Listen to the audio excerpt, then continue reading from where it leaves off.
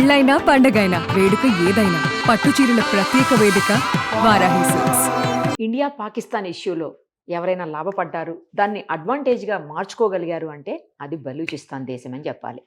అసలు బలూచిస్తాన్ ఎక్కడుంది, ఎందుకు ఇప్పుడు పాక్ నుంచి డివైడ్ అయిపోవాలనుకుంటుంది, ఎప్పటి నుంచో పోరాటం ఇప్పటికి ఫలించిందా, అసలు ఏం జరిగింది బలూచిస్తాన్ వెనక, ఏముంది కథా కమామీషు మొత్తం కూడా మనం ఇప్పుడు తెలుసుకుందాం.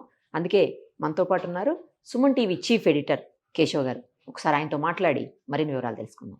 నమస్తే అండి. నమస్తే. ఎలా అసలు ఇప్పుడు నిజంగా నేను చెప్పినట్టు ఈ ఇష్యూలో లాభపడిందంటే బలూచిస్తాన్ ఏమో ఎక్కువ అనిపిస్తుంది. హైలైట్ అయింది బలూచిస్తానే. ఎందుకంటే ఇప్పటి వరకు దాదాపుగా స్వాతంత్రం వచ్చినప్పుడు మనకి 1947లో స్వాతంత్రం వచ్చింది. పాకిస్తాన్ ఒక రోజు ముందర స్వతంత్ర దేశంగా ఆవిర్భవించింది. అవును. కానీ బలూచిస్తాన్ కలిసింది మాత్రం 1948లో. అది కూడా ఓకే. కలవలేదు, దురాక్రమణ. దురాక్రమణ. హైదరాబాద్ తో ఒకసారి రిలేట్ చేసి చూసాం అనుకోండి మనం. ఉమ్. హైదరాబాద్ ఎప్పుడు విలీనం అయింది? 1948 సెప్టెంబర్ 17. Yes. అంటే అప్పుడు మిలిటరీ యాక్షన్ జరిగిన తర్వాత, అంటే ఆపరేషన్ పోలో చేసిన తర్వాత హైదరాబాద్ ని విలీనం చేసుకున్నారు. ఉమ్. అదే తరహాలో కలాత్ సంస్థానాన్ని బలూచిస్తాన్ కి సంబంధించినటువంటి సుల్తాన్ ఆఫ్ కలాత్ అంటారు, ఖాన్ ఆఫ్ కలాత్ అంటారు. ఓకే. సో ఆ సంస్థానాన్ని పాకిస్తాన్ 1948లో ఇష్టం లేకపోయినా కానీ విలీనం చేసుకుంది. అయితే అక్కడ జరిగినటువంటి ప్రధానమైనటువంటి సమస్య ఏంటంటే, ఎలాంటి ఒప్పందాలను కూడా గౌరవించినటువంటి పరిస్థితి. ఓకే. పాకిస్తాన్ ఒక ఇస్లామిక్ రిపబ్లిక్ గా వాళ్ళు అనౌన్స్ చేసుకున్నారు కాబట్టి మన డెమోక్రటిక్ రూల్స్ ఏవి కూడా అందులో ఉండవు. ఓకే. మీరు ఏ రకమైనటువంటి ఆందోళన జరిగినా కానీ అణిచివేత మాత్రమే ఉండేది. సో ఇన్ని దశాబ్దాలుగా రకరకాల పోరాటాలు రకరకాల రూపాల్లో జరిగినాయి, కానీ ఎప్పుడు హైలైట్ కాల. ఇప్పుడు భారత్ పాకిస్తాన్ ఉద్రిక్తతలు జరిగినటువంటి సందర్భంలో బలూచిస్తాన్ వాదం ప్రపంచ వేదిక పైన చాలా కీలకమైనటువంటి అంశంగా డిస్కషన్ లోకి వచ్చింది. ఫస్ట్ రిక్వెస్ట్ ఎంతో కొంత అయితే లాభపడింది కూడా. ఖచ్చితంగా లాభపడింది. ఎందుకంటే ఇండియాని గుర్తించమని కోరుతుంది. Yeah. ఒకవేళ ఇండియా గుర్తిస్తే కనుక మిగతా దేశాలు కూడా దాన్ని ఫాలో అయ్యేటువంటి అవకాశం ఉండొచ్చు. ఐక్యరాజ్య సమితికి ఒక లెటర్ రాశారు, మీర్ యార్ బలూచ్ అని చెప్పని. ఓకే. ఫ్రీ బలూచిస్తాన్ మూవ్మెంట్ అని దశాబ్దాలుగా ఆయన ఒక యాక్టివిస్ట్, హక్కుల ఉద్యమకర్త, అక్కడ ఆయన చేస్తున్నాడు. సో ఆయన చేసినటువంటి అనౌన్స్మెంట్ అది, రిపబ్లిక్ ఆఫ్ బలూచిస్తాన్ ప్రారంభం అయిపోయింది, ఆవిర్భవించేసింది అనేటువంటి విషయాన్ని ఆయన అనౌన్స్ చేశారు. ఓకే. సో మమ్మల్ని గుర్తించండి, మమ్మల్ని గుర్తిస్తే మా దేశ ఎంబసీని మీ దేశంలో ఏర్పాటు చేస్తాం. ఇంకొకటి కూడా వాళ్ళు చెప్తున్న మాట ఏంటంటే, పాకిస్తాన్ క్లోజ్ చేసి ఆ ఎంబసీ మాకు ఇవ్వండి, బలూచిస్తాన్ ఎంబసీ కింద రెడీ అవుతుంది అది అని చెప్పని అంటున్నారు. సో అంటే అన్ని రకాలుగా కూడా వాళ్ళకి ఇప్పుడు సమయం కలిసి వస్తుంది. కలిసి వచ్చింది. పాకిస్తాన్ వదులుకుంటుందా లేదా అనే అంశం మీద భవిష్యత్తు ఆధారపడి ఉంది. అధికారికంగా ఇంకా బలూచిస్తాన్ ఆవిర్భవించకపోయినప్పటికీ కూడా ఉద్యమకారులందరూ చెబుతున్నటువంటి మాట ఏంటంటే, మా దేశం ఆవిర్భవించింది అని చెప్తున్నారు. ప్రపంచ దేశాల మద్దతు ఉంటే 100% బలూచిస్తాన్ స్వతంత్ర దేశంగా గుర్తించాల్సినటువంటి పరిస్థితి వస్తుంది. పాకిస్తాన్ కూడా అక్కడ నుంచి తన బలగాలను తప్పించాల్సిన పరిస్థితి ఉంటుంది. ఇప్పటికీ 70% భూభాగం బలూచిస్తాన్ కి సంబంధించి బలూచిస్తాన్ లిబరేషన్ ఆర్మీ వాళ్ళ కంట్రోల్లో ఉంది. ఈ ఎల్లో స్పేస్ మొత్తం కూడా మొత్తం బలూచిస్తాన్. మీరు సైజ్ చూసి ఇది మొత్తం మ్యాప్ పాకిస్తాన్ మ్యాప్. పాకిస్తాన్ కి సంబంధించి 4 ప్రావిన్సులు మాత్రమే ఉన్నాయి. మనం ఇంతకుముందు బ్రిటిష్ వాళ్ళు మనల్ని పరిపాలించినప్పుడు కూడా ప్రెసిడెన్సీలు ప్రావిన్సులు ఉండేవి. సో అదే తరహా అదే సిస్టమ్ ఇప్పటికీ వాళ్ళు ఫాలో అవుతారు. అంటే ఓల్డ్ సిస్టమ్ అదే సిస్టమ్ ఫాలో అవుతారు. ఇందులో మొత్తంలో పెద్ద రాష్ట్రం ఏదైనా ఉంది ప్రావిన్స్ అంటే బలూచిస్తానే. సెకండ్ లార్జెస్ట్ పంజాబ్, తర్వాత సింధ్. ఇక్కడికి వచ్చేసరికి ఖైబర్ పఖ్తూన్వా అంటున్నారు. దీన్నే మనం నార్త్ వెస్ట్ ఫ్రాంటియర్ ప్రావిన్స్ అనేవాళ్ళం. వాయవ్య సరిహద్దు రాష్ట్రాలు అని మనం చరిత్రలో చదివేవాళ్ళం. సో ఇది ఆ ప్లేస్ అన్నమాట. 5వ రాష్ట్రంగా 5వ ప్రావిన్స్ గా ఇక్కడ ఉన్నటువంటి ఆక్రమిత కాశ్మీర్ ని, పాకిస్తాన్ ఆక్రమించిన కాశ్మీర్ ని అనౌన్స్ చేయాలనుకున్నారు. ఇప్పటి వరకు కూడా పాకిస్తాన్ రాజ్యాంగం ప్రకారం కాశ్మీర్ అందులో భాగం కాదు, దాని మీద స్పష్టత లేదు ఇప్పటికి కూడా. సో 4 ప్రావిన్సులే కాశ్మీర్ పాకిస్తాన్ దేశం కింద మనం చూస్తాం. ఇందులో 44% భూభాగం ఒక్క బలూచిస్తాన్ కి సంబంధించి చాలా పెద్ద రాష్ట్రం అన్నమాట ఇది. సో దీన్ని ఇప్పుడు పోగొట్టుకుంటే కనుక ఆల్మోస్ట్ 50% ల్యాండ్ లాస్ అయినట్టు పాకిస్తాన్. చాలా చిన్న దేశం అయిపోతుంది అన్నమాట. అందుకని పాకిస్తాన్ దాన్ని అధికారికంగా గుర్తించడం కాదు, కానీ వీలైనంత అణిచివేత ద్వారా దాన్ని కంట్రోల్లో పెట్టుకునేటువంటి ప్రయత్నాలు అయితే చేసే అవకాశాలు ఉన్నాయి. ఇప్పటికి కూడా ఉన్నాయి ఇప్పటికి. కానీ ఇంగిప్పుడు బలూచిస్తాన్ ఊరుకునేటువంటి పరిస్థితులు అయితే కనిపించట్లేదు. వాళ్ళే స్వతంత్ర దేశంగా ప్రకటించారు. ఇప్పుడు బలూచిస్తాన్ గతంలో లేనిది ఇప్పుడు చేస్తుంది ఏంటంటే, ఒక త్రిముఖ వ్యూహంతో పోరాటం చేస్తుంది. ఒకటి, ఈ హక్కుల ఉద్యమకారులు ఇంటర్నల్ గా బలూచిస్తాన్ లో ఉండి ఇప్పుడు మహరంగ్ బలూచ్ అని ఒక మహిళా ఉద్యమ నేత, ఓకే. ఆమెను మొన్న అరెస్ట్ చేసి ఒక 600 గంటల పాటు నిర్బంధం పెడితే బలూచిస్తాన్ మొత్తం రోడ్డు మీదే ఉంది. వచ్చారు ఆ రోజు. ఆహా! దానికోసం వచ్చింది. ఓకే. ఎందుకంటే దాదాపు 80,000 మంది ఉద్యమకారుల్ని పాకిస్తాన్ ప్రభుత్వం ఇప్పటి వరకు మాయం చేసింది. వాళ్ళ అవును. డెడ్ బాడీలు దొరకలేదు, వాళ్ళు ఏమయ్యారో కూడా అసలు తెలియదు. ఉన్నారో లేదో కూడా తెలీదు. అందుకనే మహరంగ్ బలూచ్ అని కూడా ఏదో ఒక రకంగా ఓకే. తుదముట్టిస్తారనేటువంటి భయంతో జనం అందరూ బయటకు వచ్చారు. మొన్న ఏప్రిల్లోనే జరిగింది అది. హ్మ్. సో అప్పటి నుంచి సివియర్ మూవ్మెంట్ జరిగింది. ఇది ప్రజాస్వామ్య పందాలో మిరియార్ బలూచ్ లాంటి వాళ్ళు, ఫ్రీ బలూచిస్తాన్ Hmm, మూవ్మెంట్ ఇట్లాంటివి వాళ్ళు రన్ చేస్తారు. ఇంకోవైపు బలూచిస్తాన్ లిబరేషన్ ఆర్మీ అని చెప్పని 2000 సంవత్సరంలో ఆవిర్భవించింది. ఓకే. అది ఇప్పుడు సైనిక పరంగా చాలా బలం పుంజుకుంది. బల్గేరియన్ వెపన్స్ వాడుతున్నారు వాళ్ళు. వాళ్ళు డిటెక్ట్ చేసి, ఫైర్ చేసి, టార్గెట్ చేసి చంపేసిన వీడియోస్ ని వాళ్ళే ప్రమోట్ చేస్తున్నారు సోషల్ మీడియాలో. కావాలని ఇప్పుడు వాళ్ళు భయపెట్టడానికి. అంత స్ట్రాంగ్ గా ఇప్పుడు అక్కడ 70% భూభాగాన్ని వాళ్ళ నియంత్రణలోకి తెచ్చుకున్నారంటే బలూచిస్తాన్ లిబరేషన్ ఆర్మీ వల్లనే జరిగింది. ఇంకోటి బలూచ్ లిబరేషన్ ఫ్రంట్ అని చెప్పని బలూచిస్తాన్ లో కొన్ని రాజకీయ పార్టీలన్నీ కూడా ఒక కూటమిగా ఏర్పడి వాళ్ళు ఒక ఉద్యమం చేస్తారు. ఓకే. సో ఈ 3 రకాల ఉద్యమాల వలన ఉక్కిరిబిక్కిరి అవుతుంది పాకిస్తాన్. దాన్ని అణిచివేసేంత తీరిక కూడా లేదు. దానికి 2 కారణాలు ఉన్నాయి. హ్మ్. ఒకటి ఉత్తర పాకిస్తాన్లో ఓకే. అంటే వాయువ్య సరిహద్దు రాష్ట్రాల్లో కూడా మళ్ళీ 3 విభజనవాదాలు వస్తున్నాయి. హ్మ్. అక్కడ ఎక్కువగా పాకిస్తాన్ భూభాగం అయినప్పటికీ కూడా ఆఫ్ఘనీ ప్రజలు ఎక్కువ మంది ఉంటారు.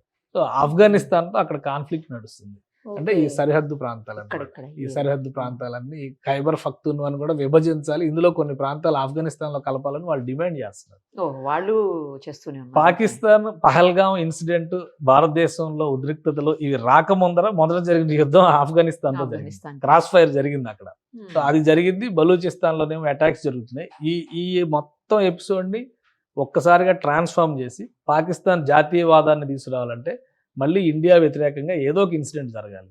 అందులో భాగంగానే పహల్గాం కుట్రకి ఆసిఫ్ మునీర్ గ్రీన్ సిగ్నల్ ఇచ్చారని, ప్రధానమంత్రికి కూడా ఈ విషయం తెలియదని, పహల్గాం ఇన్సిడెంట్ జరిగిన తర్వాత మళ్ళీ భుజాలు తడుముకునే పరిస్థితి ఏర్పడిందని లోకల్ మీడియా రాస్తుంది. మనకి కొన్ని ఆన్లైన్లో దొరుకుతున్నటువంటి ఇన్ఫర్మేషన్ ప్రకారం ఓకే. లోకల్ మీడియా చాలా క్లియర్గా చేస్తుంది ఏంటంటే పాకిస్తాన్లో జరుగుతున్నటువంటి ఈ విభజనవాదాలను డైవర్ట్ చేసేటువంటి వ్యూహంతో భారతదేశంతో కనుక గొడవన కానీ అందరూ ఏకం అవుతారు అనేటువంటి ఒక స్పిరిట్ తీసుకొచ్చే ఓకే. ప్రయత్నం చేసింది. ఓకే. దానికి కాశ్మీర్ని వేదికగా ఎంచుకుంది. బట్ ఇంత నష్టం జరుగుతుందని ఊహించలేదు. ఎక్స్పెక్ట్ చేయలేదు. జరిగింది ఒకటి, వాళ్ళు అనుకున్నది ఒకటి, జరిగింది జరిగింది ఒకటి. ఇంకొకటి. ఆ దెబ్బకి ఇప్పుడు పాకిస్తాన్ కుదేలైపోయినటువంటి పరిస్థితి ఉంది అని లోకల్ మీడియాలో వస్తున్నటువంటి రిపోర్ట్స్ చాలా వరకు. ఎందుకంటే మనం ఇంటర్నేషనల్ మీడియాలో కూడా Yeah. ఏవైతే బలమైనటువంటి మీడియా సంస్థలు అనుకున్నాం, మనం పేర్లు చెప్పాల్సిన అవసరం లేదు కానీ అమెరికా బేసిస్ లో నడిచేది, యూకే బేసిస్ లో నడిచే పెద్ద సంస్థలు, అలానే అరేబియా బేసిస్ లో నడిచేటువంటి పెద్ద మీడియా సంస్థలు కూడా భారత్ను బూచిగా చూపించేటువంటి ప్రయత్నం చేస్తున్నాయి. కాశ్మీర్ దురాక్రమణ మనమే చేసాం అనేటువంటి రీతిలో, అంటే వాళ్ళ స్వాతంత్ర సమరయోధులుగా చెప్పడం, అదే. రాసేటువంటి లిటరేచర్లో చాలా చేంజెస్ ఉన్నాయి. ఇప్పుడు భారతదేశం చేయాల్సినటువంటి నెక్స్ట్ వార్ ఏంటంటే ఆ సోషల్ మీడియా కంటెంట్ ని ఎలా ఇన్ఫ్లుయెన్స్ చేయాలి, మన వాదాన్ని ఎలా దానిలో పంప్ చేయాలనే దాని మీద ఇప్పుడు పని చేయాల్సినటువంటి అవసరం కనిపిస్తుంది. సో బలూచిస్తాన్కి ఈ మొత్తం ఎపిసోడ్ లో కలిసి వచ్చింది ఏంటంటే ఇప్పటి వరకు వాళ్ళు ఎన్ని పోరాటాలు చేసినా టోటల్ గా ప్రపంచ మీడియా దృష్టికి పోలేదు. ఫస్ట్ అసలు టైం ఇంత భారీ స్థాయిలో కూడా ఎప్పుడు చేయలేదేమోనండి. లేదు, జరుగుతూనే ఉన్నాయి. ఇంతగా జరుగుతానే చేసినంతగా. ఇప్పుడు ఓకే. జరిగింది ఏంటంటే ఇప్పుడు 3 ఫ్రంట్ వార్ నడిచింది ఉమ్, వాళ్ళకి. ఉమ్. ఎలా అయితే రాజకీయ ఉద్యమం నడుస్తుంది, హక్కుల ఉద్యమం నడుస్తుంది, ఆర్మడ్ మూవ్మెంట్ నడుస్తుంది. ఓకే. గతంలో ఇలాగ 3 ఫ్రంట్ వార్ జరగలేదు. కానీ ఏ సంఘటన జరిగినా కానీ జాతీయ మీడియా కానీ అంతర్జాతీయ మీడియా కానీ ఎక్కడ ఫోకస్ చేసే పరిస్థితి లేదు. ఎప్పుడైతే ఇండియా వర్సెస్ పాకిస్తాన్ జరుగుతూ ఉందో అప్పుడు బలూచిస్తాన్ లిబరేషన్, ఒక రిపబ్లిక్ ఆఫ్ బలూచిస్తాన్ ఆవిర్భవించిందనే ప్రకటన రాగానే ఈ బలూచిస్తాన్ ఏంటి అని వెతకడం ప్రారంభించారు. అవును. ఎందుకంటే ఈ 20 ఏళ్లుగా ఒక బలమైన ఉద్యమంగా జరగడానికి ప్రధానమైన కారణం సిపెక్, చైనా పాకిస్తాన్ ఎకనామిక్ కారిడార్ అనేటువంటి ఒక రూట్ డిజైన్ చేశారు. అదేంటంటే ఓకే. చైనా ఉంది, ఉమ్. చైనాకి పాకిస్తాన్కి అసలు బార్డర్ లేదు. మీకు ఈ లింక్ చూస్తే చాలా క్లియర్ గా అర్థమవుతుంది. ఈ రెడ్ మార్క్, ఈ వైట్ ఉన్నదంతా ఇది ఇండియాకి సంబంధించిన టెరిటరీ. ఆ, కానీ పాకిస్తాన్ ఆక్యుపైడ్ కాశ్మీర్ కూడా ఇక్కడే ఉంది. ఆ. సో ఇక్కడ నుంచి చైనా కనెక్టివిటీ ఏర్పడింది. ఉమ్, కాబట్టి ఉమ్, ఇక్కడ నుంచి నేరుగా బలూచిస్తాన్ లో ఉన్న గ్వాదర్ ఉమ్. ఈ ప్లేస్ వరకు ఉమ్. ఒక కారిడార్ ఎండ్ వరకు. ని డెవలప్ చేస్తుంది చైనా పాకిస్తాన్ తో కలిసి. సో ఓ. దాని వలన దానిలో ఎక్కువ భూభాగం బలూచిస్తాన్ నుంచి ఉపయోగిస్తారు. గ్వాదర్ పోర్ట్ ను పూర్తిగా చైనా కంట్రోల్లో తీసుకెళ్తారు. అక్కడ ఒక ఇంటర్నేషనల్ ఎయిర్పోర్ట్ కట్టారు, అక్కడ ఒక ఇంటర్నేషనల్ సీ పోర్ట్ కట్టారు, అక్కడ ఇన్ఫ్రాస్ట్రక్చర్ డెవలప్ చేశారు. కానీ లోకల్స్ కు మాత్రం అందులో ఎక్కడా షేర్ లేదు.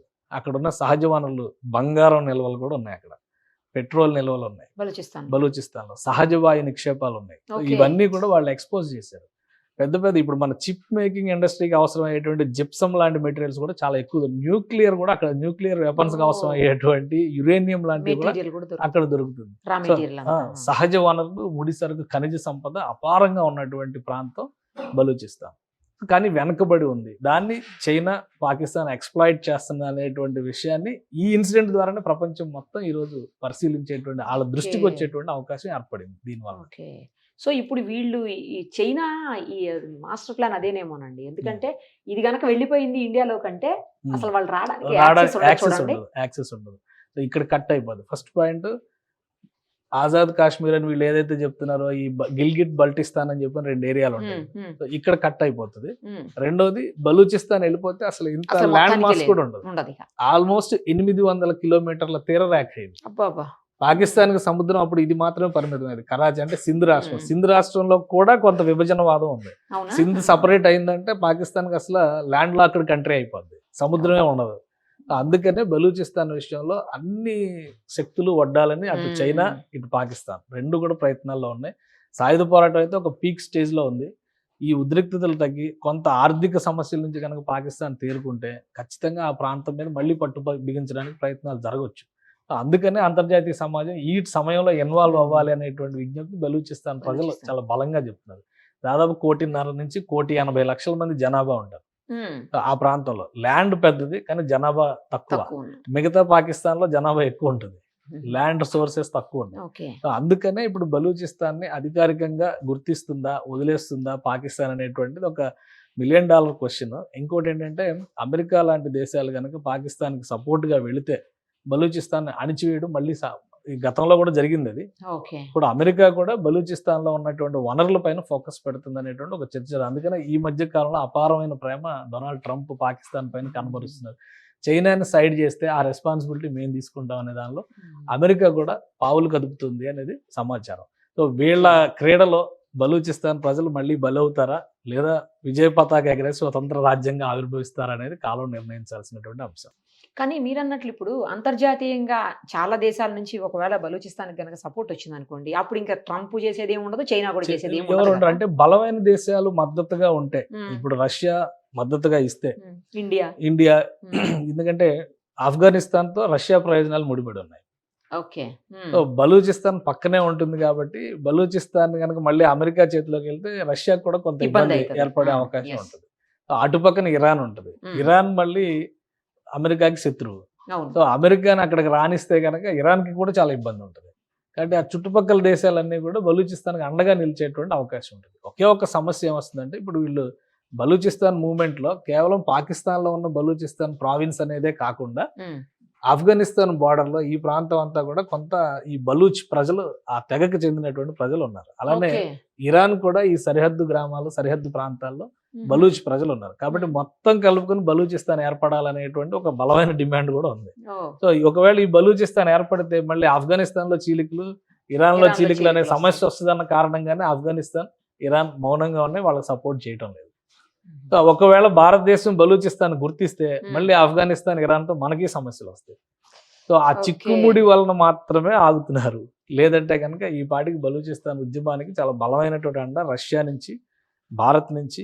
భారతదేశం ఇస్తే కనుక కొన్ని చిన్న చిన్న దేశాలు ఉన్నాయి, ఆర్మేనియా లాంటి దేశాలు భారత్ వెంట నడవడానికి ఆసక్తి చూపించి, అలానే భారతదేశం గుర్తించిన తర్వాత సౌదీ కానీ, యుఏఈ లాంటి దేశాలు కానీ భారతదేశానికి మద్దతుగా నిలిచేటువంటి అవకాశం ఉంటుంది. ఒక అంతర్జాతీయ సమాజం మద్దతు కూడగట్టుకోవడంలో బలూచిస్తాన్ ప్రజలు కూడా సక్సెస్ అవుతారు.